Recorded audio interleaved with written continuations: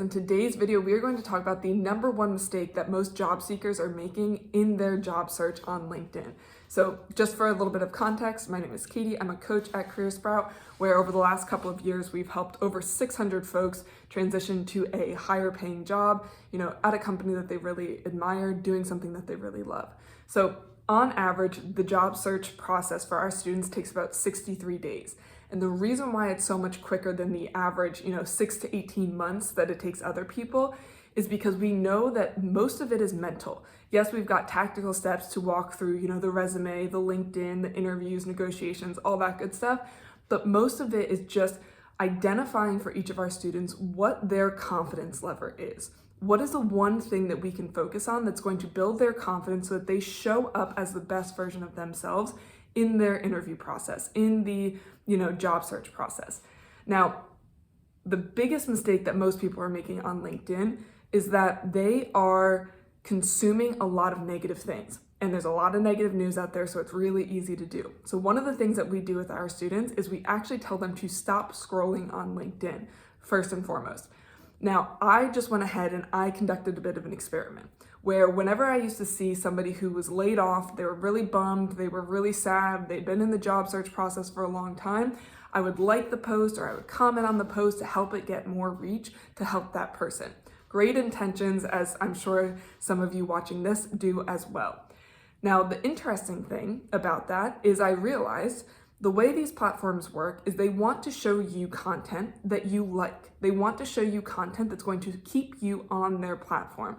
So if you go through and you are liking all of these sad, sob stories, LinkedIn is going to assume, hey, they want to see more of these stories. And it is going to become really dreary for you really quickly. And you are going to feel like there are very few jobs, very few opportunities, very few growth opportunities out there. Now, I conducted an experiment and I started only liking and commenting on people who just accepted job offers or people who just got promoted. And a really interesting thing happened over the span of just 8 days. My LinkedIn newsfeed went from all sad stories to all success stories, to all motivational, to all growth opportunities that are out there, to people who are hiring. So the number one mistake that folks are making is that they are telling these platforms, hey, I want to see more of the sad things. I want to see more scarcity versus, hey, I want to see more of the opportunities. I want to see what's out there. I want to congratulate people. I want to be happy for people.